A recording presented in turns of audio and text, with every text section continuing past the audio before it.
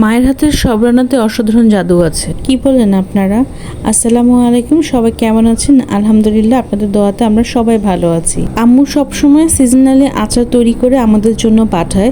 যেহেতু আম্মু এখানেই ছিল, সেক্ষেত্রে আম্মুকে বলেছি তোমাকে কষ্ট করে পাঠাতে হবে না, তুমি এখনই আমাদেরকে বানিয়ে দিয়ে যাও। আচার তৈরি করতে যা যা লাগবে সব কিছুই আমরা রেডি করে দিয়েছি, আম্মু বানিয়েছে। আম্মু সবসময় আচারে বা রান্নার ক্ষেত্রে ফ্রেশ বাটা মশলাটা ব্যবহার করে, এটারও ব্যতিক্রম হয়নি।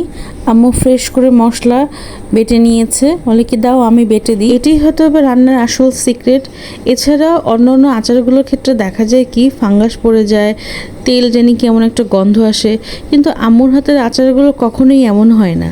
কারণ আম্মু আচার তৈরির ক্ষেত্রে বেশ কিছু টিপস ফলো করে। সেটি হলো, যে বয়মে রাখবে সেই বয়মটা পরিষ্কার করে ধুয়ে ফ্রেশ করে নিবে, কোনো গন্ধ থাকবে না এবং কোনো পানি থাকবে না, এবং পর্যাপ্ত পরিমাণ তেল দিবে এবং আচারটা তৈরি করার পর বেশ কয়েকবার রোদে দিবে।